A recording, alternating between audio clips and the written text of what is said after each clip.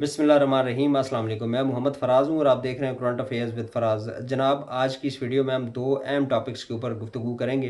पहला हमारा टॉपिक होगा इमरान खान साहब के केसेस जो अदालतों के अंदर जो ज़ेर समात हैं, उस उनकी क्या पेशरफ्त है और उनके ऊपर आगे क्या हो सकता है, ये क्या करने की कोशिश की जा रही है सिस्टम की तरफ से।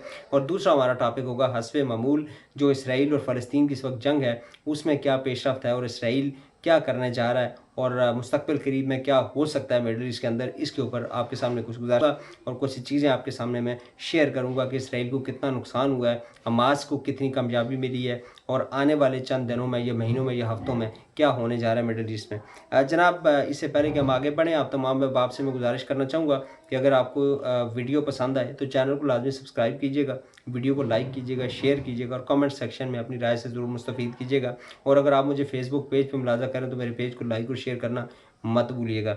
जनाब, इस वक्त इमरान खान साहब जेल के अंदर हैं। 5 अगस्त 2023 को उनको गिरफ़्तार किया गया था एक बिल्कुल फजूल बोगस केस के अंदर। बाद में उस केस को भी स्ट्राइक डाउन कर दिया इस्लामाबाद हाई कोर्ट ने। उनकी मेहरबानी है, उनकी बहुत बड़ा जो है एक इस कौम के ऊपर एहसान है कि उन्होंने उस केस को भी जो है ये नहीं कह दिया कि बिल्कुल लीगल ट्रायल हुआ है। बहरहाल उनकी बहुत मेहरबानी जस्टिस आमिर फ़ारूक साहब की, और वो तोशा खाना केस को बाद में उन्होंने मुअत्तल कर दिया था। जनाब, इमरान खान को बारहा ये कहा गया कि आप मियाँ साहब की तरह एक जलावतनी इख्तियार कर लें, आपकी पाकिस्तान के अंदर कोई जगह नहीं है। चूँकि आपने हिम्मत कैसे की कि आपने अमेरिका की धमकी को अवाम के सामने लाया, ये आपकी हिम्मत कैसी हुई, आपकी ज़रूरत कैसी हुई कि आपने ये किया। और अगर आपने ज़रूरत कर ली है तो अब हम आपको सबक सिखाएंगे। ये उनको कहा जा रहा है कि हम आपको वो सबक सिखाएंगे कि आपकी आने वाली नस्लें भी याद रखेंगी। और अब अगर आप इस सारे सबक से बचना चाह रहे हैं, अगर आप अपनी जान खलासी चाहते हैं, तो अब यहाँ से निकल जाएं पाकिस्तान से। जैसे मियाँ साहब अक्सर निकल जाते हैं पतली गली से, और फिर 2-4 साल के बाद जब वो वहाँ पे थकते हैं खा खा के, तो उसके बाद जो आवाम की मोहब्बत है उनके दिल में जाग उठती है और फिर वहाँ से मरोड़ उठना शुरू हो जाते हैं कि यार मैं तो पाकिस्तानियों की मोहब्बत में वापस आ गया हूँ। और फिर सिस्टम के पाँव पड़ते हैं, सिस्टम के जो है वो जूते मूते जो पॉलिश करते हैं, उसके बाद वो वापस आ जाते हैं। और ये 1985 से निज़ाम चलता आ रहा है। इमरान मियाँ साहब को चूंकि लाने वाले भी ये लोग हैं, इस्टेब्लिशमेंट की पैदावार हैं, वो इनको लेकर आए हैं। और अभी फिर दोबारा उनकी भरपूर हिमायत से, भरपूर उनकी जो मेहनत से और उनकी भरपूर जो उनके पीछे जो सपोर्ट है, उससे मियाँ साहब दोबारा पाकिस्तान में जो अपने तशरीफ़ आवरी उनकी हो चुकी है। बड़े आराम सुकून से घूम फिर रहे हैं, कोई किसी किस्म की उनके ऊपर कदगन नहीं है। ये वही मियाँ साहब हैं जिनको अदालतों ने मफरूर भी करार दिया था, अश्तारी भी थे, लेकिन उसके बावजूद वो आए हैं। अदालत ने जाकर, अदालती अमले ने उनका जो बायोमेट्रिक किया है एयरपोर्ट के ऊपर, उनको तकलीफ़ भी नहीं दी आने की, तो उनको वापस जो है वो सिस्टम के अंदर इन किया गया। और अभी उनको पूरा मौका दिया जा रहा है कि अब जो मर्ज़ी करें, मुल्क का बेड़ा गर्क करें, हम आपको नहीं पूछने वाले। हम आपके साथ आपके कंधे से कंधा मिला के खड़े हैं। मुल्क को बेच दें, इनको कोड़ियों के भाव बेच दें, आपने जैसे माजी में बेचा अभी भी बेच दें, हमें कोई इस बात की टेंशन नहीं है। लेकिन हमने इमरान खान को नहीं आने देना, ये फ़ैसला है और ये फ़ैसला कर लिया गया है। जनाब, इमरान खान साहब को मुतअद्दिद दफ़ा, जैसे मैंने आपको पहले कहा कि मुतअद्दिद दफ़ा ये पैगाम दिया गया कि बाहर चले जाएँ, जलावतनी इख्तियार कर लें, लेकिन वो जाने को तैयार नहीं है। वो डटा हुआ अपनी बात पे कि मेरा मुल्क है, मैंने इस मुल्क में रहना है, जीना मरना मेरा यही है, मैंने बाहर नहीं जाना। जनाब, इस बात का, इस फैसला सुनने के बाद इमरान खान को मज़ीद सज़ा देने का फ़ैसला किया गया है। उसको मज़ीद जो है वो ज़दोकोब किया जाएगा, या आप ये कह लें कि उसको जो है वो ज़हनी तौर पर टेंशन दी जाएगी। बुशरा बीबी को अब शामिल तफ्तीश कर लिया गया नैब के अंदर। उनकी बहनों को गिरफ्तार करने का उनको कहा गया कि हम बुशरा बीबी को भी गिरफ्तार करेंगे, हम आपकी बहनों को गिरफ्तार करेंगे, आप अगर हमारा पैगाम नहीं मानेंगे। जनाब, उसके बावजूद उन्होंने कहा कि आपने जो करना है कर लें, मैंने पाकिस्तान के अंदर रहना है, पाकिस्तान मेरा मुल्क है, मैंने पाकिस्तान में जीना मरना है, मैंने कहीं भी नहीं जाना। इस जवाब के बाद मज़ीद केसेस में इमरान खान साहब की गिरफ्तारी भी जो है, वारंट गिरफ्तारी भी जारी किए गए। और आज जो वफाकी जो डमी कबीना है, उसने फैसला ये किया है कि जो कुछ सुकम रह गए थे पिछली, जब जेल ट्रायल की उन्होंने सिलसिला शुरू किया था, तो उसमें वफाकी में एक पॉइंट ऐसा था कि जिसमें वो चीज़ लीगल नहीं की गई थी, उसको लीगल करने के लिए वफाकी कबीना ने उसकी मंजूरी भी दे दी है कि सिक्योरिटी इशूज़ हैं, तो इमरान खान साहब की जो उनका जो ट्रायल है वो जेल के अंदर ही चलेगा। तो ये एक जो अदालत से एक्सपेक्टेशंस थी कि शायद इस एक नुक्ते के ऊपर खान साहब को कोई रिलीफ मिल जाएगा, तो वो भी आज कोशिश की गई है वफाकी कबीना की तरफ से कि इस मामले को भी हम जो है उनके सामने, अदालत के अगर कोई हुक्म आ भी जाता है तो उनके सामने रख देंगे कि हमने ये सारे जो प्रोसीजर्स हैं इनको फॉलो किए, इनको अडॉप्ट किया है। दूसरी तरफ जनाब, जो दूसरा हमारा पॉइंट है, या जो दूसरा हमारा पोर्शन है इस वीडियो का, वो बड़ा अहम पोर्शन है, वो है इसराइल के हवाले से।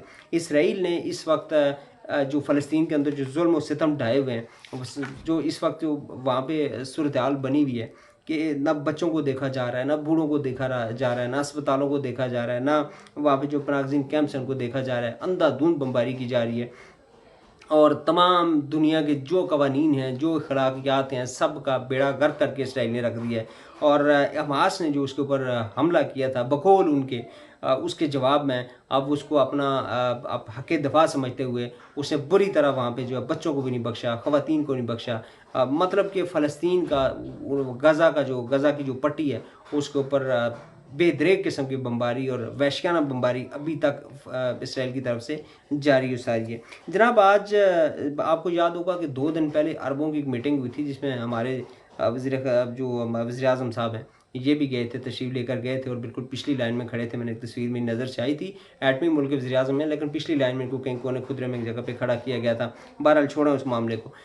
उस मीटिंग के बाद जो ओआईसी की मीटिंग थी या अरब लीग की मीटिंग थी, उसके बाद जब नेतन्याहू ने आज उसने कहा कि पहली बात तो ये है कि सारी दुनिया मेरे खिलाफ खड़ी हो जाए, मुझे उससे कोई फ़र्क नहीं पड़ने वाला और मैंने इनको बजा सही मारना है इनको, अरबों को छोड़ना नहीं है और बेशक सारी दुनिया मेरे खिलाफ हो जाए, मुझे इससे कोई लेना देना नहीं है, मैंने फ़लस्तीन को नहीं छोड़ना, फ़लस्तीनियों को मैंने मारना है। और अरबों ने अगर मुँह बंद नहीं रखा तो मैं उनको भी मारूँगा और अगर उन्होंने अपने मफादात का तहफ़्फ़ुज़ करना है तो अपना मुँह बंद रखें। शट अप कॉल उसने दी है तमाम अरब मुसलमान ममालिक को, उसने शट अप कॉल दी कि ऐसी की तैसी आप लोगों की अगर आपने मुँह खोला तो। ये लिटरली आज नेतन्याहू ने उन्हें कहा है, अरबों सबको उसने कहा है, तमाम इवन मुसलमान मुल्कों को उसने कहा है कि आपने जो ऐसी की तैसी आपने जो करना है कर लें, मैंने फ़लस्तीनियों को नहीं छोड़ना और किसी सूरत में गज़ा से फ़ौज वापस नहीं बुलाऊँगा। जनाब इस सारे मामले में ना जो सबसे बड़ा जो ये जो जंग हो रही है, इसराइल इस वक्त जो जंग लड़ रहा है, इसमें जो सबसे बड़ी जो चीज़ हुई है कि बड़ा मामलात इस वक्त हमास ने बड़ा टफ टाइम इसराइल को दिया है, इसमें कोई शक नहीं है। और तारीख़ में पहली दफ़ा जो है वो काफ़ी ज़्यादा नुकसान हुआ है, इसराइल को बहुत ज़्यादा नुकसान हुआ है और उसी नुकसान का बदला वो चुकाने की कोशिश कर रहे हैं। इसराइल ने सबसे बड़ा जो काम किया है कि इसमें मुस्लिम उम्मा को यकजा कर दिया उसने। इसराइल ने ये जो हमला किया है इसमें मुस्लिम उम्मा कम से कम यकजा हो गई है। मुस्लिम उम्मा की बात करूँ मैं, मुसलमान हैं पूरी दुनिया में उनकी बात करूँ, हुक्मरानों की बात नहीं कर रहा। हुक्मरान जो है वो चूँकि उनके अपने मफादात हैं, अपने उनके मामलात होते हैं, वो यकजा नहीं हुए, लेकिन मुस्लिम उम्मा पूरी दुनिया के मुसलमान जो हैं वो यकजा हो गए इस मामले के ऊपर। अच्छा, इसमें मगरब इस सारे मामले में मगरब में भी इसराइल के खिलाफ एहतजाज हुआ जो पहले नहीं हुआ करता था, एहतजाज हो रहा है। आज लंदन के अंदर 3 लाख अफराद ने मुजाहरा किया, 3 लाख अफराद ने लंदन के ऊपर इसराइल के खिलाफ लंदन में इसराइल के खिलाफ मुजाहरा किया। अच्छा जी, दूसरी तरफ ना हिजबुल्लाह, चूँकि ज़ाहिर है हमास के साथ हिजबुल्लाह भी इसराइल को काफ़ी जो है निशाना बना रही है और उसको उनका जीना हराम किया हुआ है।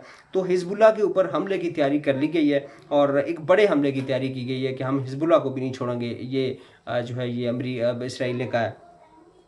अमेरिका की बड़ी सपोर्ट के साथ, इसमें कोई शक नहीं है कि अमेरिका इस सारे मामले के पीछे है और अमेरिका जो है ये सारा कुछ इसराइल से करवा रहा है। अमेरिका ने शाम में बमबारी की है, शाम के अंदर जाकर अमेरिकी त्यारों ने वहाँ पे बमबारी की है और इधर इसराइल जो है वो उसने लेबनान के ऊपर भी और हिजबुल्लाह के ऊपर भी बमबारी करने का जो है प्लान उन्होंने बना लिया है। अच्छा, एक और चीज़ मैं आपके सामने रखूँ कि इस जंग में, हमास के साथ जंग में इसराइल को नुकसान क्या हुआ है, ये बड़ी इंपॉर्टेंट चीज़ है। कुछ पॉइंट्स हैं मैं आपके सामने रखूँगा कि असल में इसराइल को गुस्सा इतना क्यों है, क्यों इतना गुस्सा है, क्या हमास ने इस दफ़ा कर दिया। ज़ाहिर है जंग तो काफ़ी टाइम से जारी थी, तो वो कुछ पॉइंट्स हैं जो मैं आपके सामने मैंने रखने हैं कि इसराइल को इस दफ़ा नुकसान कितना हुआ है। जनाब, इसराइल का ताकत का जो नशा था वो काफ़ी कम हुआ है। इसराइल की जो आर्मी थी या जो जंगी उनकी कुव्वत थी वो तकरीबन चौथे नंबर पे, तीसरे या चौथे नंबर पे थी। अब उसको 8वें नंबर पे वो ले गए। हमास ने जो उसकी ठुकाई की है ना वो 8वें नंबर पे चली गई है। फिर जी अखबारात के मुताबिक तकरीबन 350 फौजी यरगमाल बनाए गए हैं। 350 फौजियों को यरगमाल बनाया गया अखबारात के मुताबिक, जिनमें मेजर्स और जनरल्स भी शामिल है। यही नहीं है, 150 के करीब हुकूमती अहदेदार जो कि बड़े लेवल पे थे उनको भी यरगमाल बनाया गया है। ये भी एक बहुत बड़ी अचीवमेंट है हमास की। फिर जी 4 फौजी छावनियों से एक ऐसा असला छीना गया है जो असला वो कंधों पे रख के या एटलीस्ट उसको उठा के बंदा जा सकता है, वो असला जो है वो हमास की जानब से छीना गया है इसराइलियों से। इसराइल के पास टैंकों की जदीद तरीन फ्लीट है, जदीद तरीन टैंक्स हैं इसराइली आर्मी के पास। 160 से ज़्यादा टैंक्स जो है तबाह किए गए, 160 टैंक्स जो हैं वो इसराइल के तबाह किए गए हैं हमास की जानब से। बहुत बड़ा फिगर है और यही वो वजह है कि इसकी वजह से तकलीफ हुई है। इस दफ़ा उनके वो क्या कहते हैं, सीने पे मूंग दले हैं, सही से जो एक मुहावरा है कि सीने पे मूंग दले हैं हमास ने, अमेरिका और इसराइल के, तब भी उनको सबसे ज़्यादा तकलीफ है। जनाब मोसाद के मुख्तलिफ ठिकानों को तबाह किया है, मोसाद के मुख्तलिफ ठिकानों को तबाह करके और इनके साजो सामान को भी न सिर्फ उठा लिया है, चुरा लिया है, लैपटॉप्स, हार्ड डिस्क, इस तरह के जो IT का सामान को उठाया, जिसमें बहुत सारे प्रोजेक्ट्स और उनकी जो खुफिया मिशन होते हैं उसके हवाले से जो डिटेल्स थी वो हमास के हाथ लगी हैं। ये बहुत बड़ी अचीवमेंट है हमास की। गज़ा के 40 किलोमीटर के एरिया में कम्युनिकेशन सिस्टम को मुकम्मल तौर पर तबाह कर दिया है। गज़ा के इर्द गिर्द जो उनका पुलिस का सिस्टम था या जो कम्युनिकेशन सिस्टम जो हमास के ऊपर नज़र रखने के लिए, गज़ा के ऊपर नज़र रखने के लिए था, सारे का सारा उसको मुकम्मल तौर पर तबाह कर दिया गया। जनाब उसके बाद फिर जो सबसे बड़ा काम हुआ है वो हुआ है कि 1500 के करीब रॉकेट मारे गए हैं और 5 लाख इसराइली जो हैं बेघर हो गए हैं इस हमले के दौरान। 1500 रॉकेट, अच्छा ये 1500 रॉकेट बाद में जब फायर हुए, ये बाकी मामला जो बाद में जंग चली है, शुरू में उन्होंने ऑलमोस्ट 6000 के करीब रॉकेट्स फायर किए थे, जिससे आयरन डोम भी बिल्कुल जो है वो चौक हो गया था कि यार हुआ क्या है। 2500 इसराइलियों को मारा है, जिसमें मैक्सिमम जो है तकरीबन 2200 से 2400 के दरमियान फौजी हैं, सिविलियंस को हमास ने नहीं मारा। 2500 के करीब इसराइलियों को जन्म हासिल किया है। अच्छा, दुनिया की 7 एजेंसियों को, ज़ाहिर है मोसाद तो ज़ाहिर है दुनिया की नंबर 1 एजेंसी को मानते हैं, 7 एजेंसियों को बिल्कुल बेवकूफ़ बनाया इस दफ़ा। आप ये कह रहे हैं कि उनका सारा सिस्टम उन्होंने तबाह बर्बाद कर दिया, हमास ने इतना ज़बरदस्त तरीके से, इतनी प्लानिंग से अटैक किया है। अच्छा, इसराइल, ये पहली दफ़ा हुआ है कि दुनिया के बहुत सारे ममालिक से इसराइली फ़लस्तीनों को निकाला गया, इसराइली सफ़ीरों को निकाला गया है। दुनिया के ज़ाहिर है मामला इतना उठ गया है, अब ये इतना जो है हाईलाइट हो गया है कि इसराइली सफ़ीरों को पूरी दुनिया से, बहुत सारे ममालिक से निकाला गया है। फ़लस्तीन के मसले को दोबारा उजागर कर दिया गया है। ये ऐसा एक जंग शुरू हुई है कि फ़लस्तीन का जो मसला था एक दफ़ा दोबारा पूरी दुनिया में उजागर हुआ है। मगरबी हुकूमतों को अपने शहरियों की नज़रों में गिरा दिया है। मगरब की जो बेतुकी हमायत है, जो इलॉजिकल हमायत है इसराइल की उनकी हुकूमतों की तरफ से, वो मगरब के शहरियों की नज़र में अपनी हुकूमतों को भी नंगा कर दिया है। अगर अरबी हुक्मरानों को भी नंगा कर दिया है। अरबी जो हुक्मरान हैं कि जो इसराइल से, ज़ाहिर है अमेरिका से, इसराइल से अपने लिए ये कुछ ना कुछ जो मफादात लेते हैं, उनको नंगा कर दिया है। अरबों ने जो कुछ किया है, ये जो हमायत नहीं की है फ़लस्तीनियों की, ये खुलकर खड़े नहीं हुए फ़लस्तीनियों के साथ, अरबियों को नंगा करके रख दिया है। इसराइली इकानमी को हिला कर रख दिया है। इसराइली इकानमी हिल गई है इस दफ़ा। हमास ने जो उनके ऊपर अटैक्स किए हैं, हमास ने जो उनको इस दफ़ा जो एक क्या कहते हैं कि जो टफ टाइम दिया है, इसराइली इकानमी को हिला के रख दिया है। नेतन्याहू का कैरियर तबाह बर्बाद करके रख दिया है। नेतन्याहू जो है अपनी आवाम की नज़रों के सामने गिर गया है। तमाम मुसलमानों के दिल में जज्बा जहाद जो है उसको एक दफ़ा फिर उजागर कर दिया है कि जो जहाद का जज्बा है तमाम नौजवानों में, जो मुसलमान नौजवान हैं उनके दिल में दोबारा जो है इसको सरफरोशी का रुतबा इसको मिला है, या इसको दोबारा जगा दिया एटलीस्ट। कहते हैं तमाम हुकूमतें जो अमेरिका के इशारों पर नाचती हैं उन्हें भी नंगा कर दिया है। उसमें बहुत सारी हुकूमतें हैं और इसमें कोई शक नहीं है कि कौन कौन लोग हैं जो ये सारा कुछ करते हैं, कौन कौन सी हुकूमतें, कौन कौन से मुसलमान ममालिक हैं, सबको नंगा कर दी है। कज़ाफ़ी और सदाम को या मुर्सी को क्यों मारा गया, ये मसला, इसके ऊपर फिर बहस होना शुरू हो गई है। कज़ाफ़ी, मुर्सी और सदाम को क्यों मारा गया, इसके ऊपर बहस होना शुरू हो गया। और इसको मैं लिंक करूंगा मौजूदा जो हमारे मुल्क के अंदर भी निज़ाम इस वक्त चल रहा है, जो इमरान खान के ख़िलाफ़ जो मामलात चल रहे हैं, इसकी कड़ियाँ आप कहीं ना कहीं से जाकर मिलाएं, थोड़ी रिसर्च करें, आपको वहीं पे जाके ये मामला मिलेगा कि इमरान खान को कौन एक्सेप्ट नहीं कर रहा। ये हमारे मुल्क के सिस्टम का मसला नहीं है जनाबे वाला, ये अपने जहन नशीन करना है कि हमारे मुल्क के सिस्टम के साथ या दारों के साथ किसी किस्म का कोई कन्फ्लिक्ट नहीं है। कोई नहीं चाहता कि इमरान खान पाकिस्तान के अंदर ना रहें या इमरान खान जो है पाकिस्तान के सिस्टम का हिस्सा ना रहें, ये हमारा सिस्टम नहीं चाहता। लेकिन वो चाहते हैं जिनके तहत, जिनकी वजह से, जिनकी मदद से हम अपना निज़ाम चलाते हैं, जिनके कर्जे से हमारा मुल्क चलता है, बेसिकली इमरान खान से तकलीफ़ उनको है, हमारे किसी बंदे को नहीं है। ये कैटेगोरिकली कह रहा हूँ कि ना हमारी फ़ौज को, ना हमारे इदारों को, ना हमारे किसी शख्स को किसी किस्म की कोई तकलीफ़ इमरान खान से नहीं है। तकलीफ़ अगर है तो वो उन लोगों को है जिनसे पैसे लेकर हम ये मुल्क चलाते हैं, तो उनकी तकलीफ़ की वजह से इमरान खान आज अंदर हैं। फिर जनाब जो सियासी मकतबा फ़िक्र को नंगा करके रख दिया है। सियासी मकतबा फ़िक्र कि सियासत में अपनी अपनी तौजीहात पेश करते हैं, ये ऐसे होना चाहिए, ये वैसे होना चाहिए। इन सारे लोगों को अपनी अपनी जो तौजीहात पेश करते थे ना, अपने अपने जो इनका मकतबा फ़िक्र था, उसको भी नंगा करके रख दिया है हमास की असम्बली ने। अच्छा, फिर जी हुआ ये है कि जितने फ़लस्तीनी गाँव पर कब्ज़े करके वहाँ पर यहूदियों को आबाद किया गया था ना, उन सब के सब को उनकी नींदें हराम कर दी हमास ने। और बेचारे 5 लाख के करीब इसराइली जो हैं अपना घर बारी छोड़ के निकल गए हैं, वो भाग गए हैं, वो जला वतन या उन्होंने जला वतनी इख्तियार कर लिया या महाजर बन गए हैं। उनको सोना रात को नसीब नहीं होता कि यार पता नहीं कहाँ से आके जो हमें मार देंगे। फिर जी चंद उम्र रसीदा लोगों को हमास ने छोड़ा भी है और ये पैगाम दिया है कि भाई हमने जंग करनी है, उन लोगों के साथ जो हमारे खिलाफ असला उठाएंगे या हमारे साथ लड़ेंगे, हमने औरतों को, बड़ों को, बच्चों को हमने कुछ नहीं कहना। ये एक पॉजिटिव जो एक पैगाम है वो हमास ने दिया है। पूरी दुनिया की जो इस पर पूरी दुनिया की जो पार्लियामेंट्स हैं इस हवाले से उन पर बहस शुरू हुई है। और ये वही मैंने पहले भी कहा कि जो मसला फ़लस्तीन था उसको मज़ीद उजागर किया गया। तो ये भी एक बहुत बड़ी अचीवमेंट है कि दुनिया की बड़ी बड़ी पार्लियामेंट्स के अंदर इस मसले को दोबारा डिस्कस करना जो है वो शुरू कर दिया गया है। जनाब रूस इस मामले में अगर इस सारे कन्फ्लिक्ट में अगर देखें तो हिजबुल्ला को जो सबसे बड़ी मदद मिली है, ये जो सबसे बड़ा जो फ़ायदा होने जा रहा है, रूस ने हिजबुल्ला को 30 किलोमीटर तक मार करने वाले मिसाइल बेचने का जो है इरादा ज़ाहिर किया और ये फैसला कर लिया है कि हम हिजबुल्ला को 30 किलोमीटर तक मार करने वाले मिसाइल बेचेंगे। चीन ने भी खुलकर इसराइल के खिलाफ अपना मौक़िफ़ वाज़े किया है और मुसलमानों के